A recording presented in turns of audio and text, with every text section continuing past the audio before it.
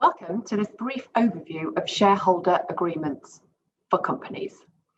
Many small businesses start from an idea someone has. They look for like-minded people to help them develop that idea, or perhaps a twist of fate means that you find yourself running a business and suddenly you are a business owner with several business partners.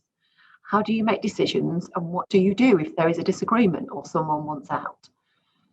For limited companies, when it comes to making decisions, company law states shareholders who own more than 50% can pass a motion at a company meeting regardless of the views of other shareholders. And if shareholders own more than 75% of the shares, they control the company outright and can veto the decisions of all other shareholders.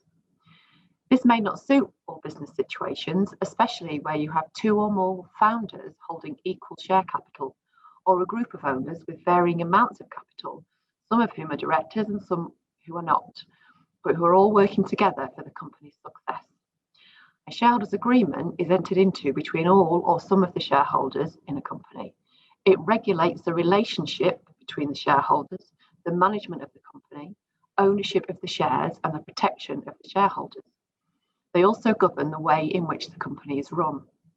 A shareholders agreement can help define how a business makes decisions to the benefit of all owners and is recommended where a small number of owners want to reach collective and fair decisions for the benefit of all.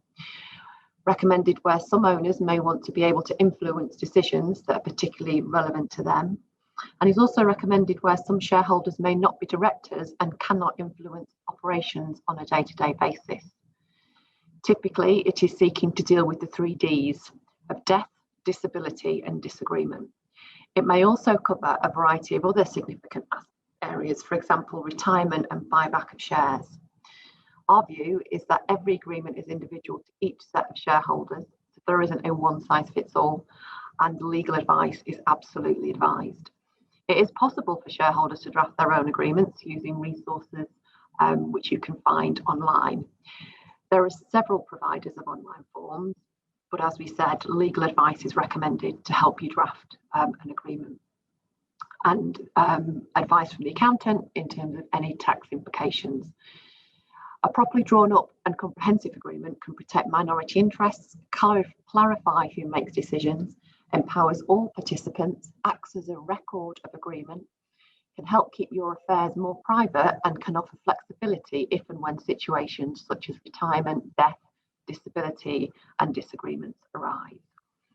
So we recommend them to all clients, from the smallest companies and right the way up. If you've got more than one shareholder, different ownership proportions, you need a shareholders agreement. It helps you think about the things that may happen in the future and how you would deal with them when it isn't a situation that's particularly stressful at that time. So key things to include in your shareholders agreement. This isn't a complete list.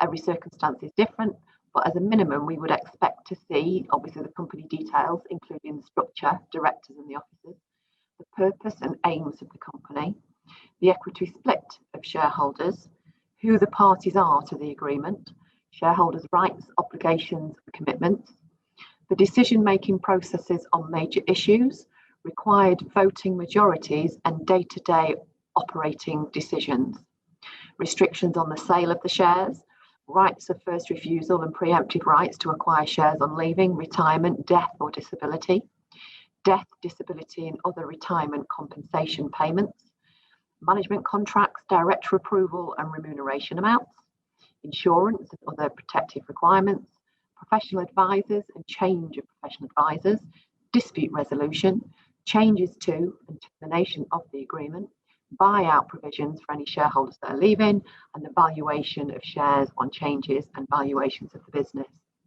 So for many of our clients, they find themselves in a situation where the shareholders can't work together anymore.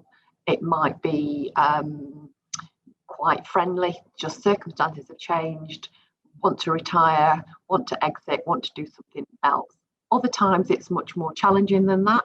There's been a great big falling out and they simply cannot work together anymore. The shareholders agreement would tell you what you would do in those situations.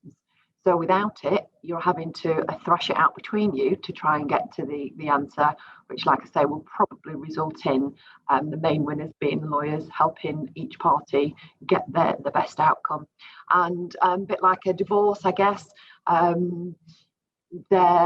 nobody's going to be happy with the outcome in the end, probably. Whereas if you had a shareholders agreement, at least you have an idea of what that exit may look like. So we believe that a shareholders agreement is an essential document for any limited company, and an equitably drafted agreement should provide comfort to all parties to that agreement.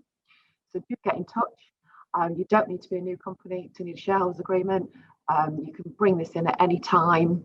But I think especially think about a shareholders agreement where you've got several shareholders. Perhaps if you're about to form a new company, if a shareholder wants to sell their shares or pass them on to the children, someone is nearing retirement, or the company has borrowed money from a shareholder, we can help with the share and company valuations and put the shareholders' wishes into an agreement, which we can then work with a solicitor of your choice to get that concluded.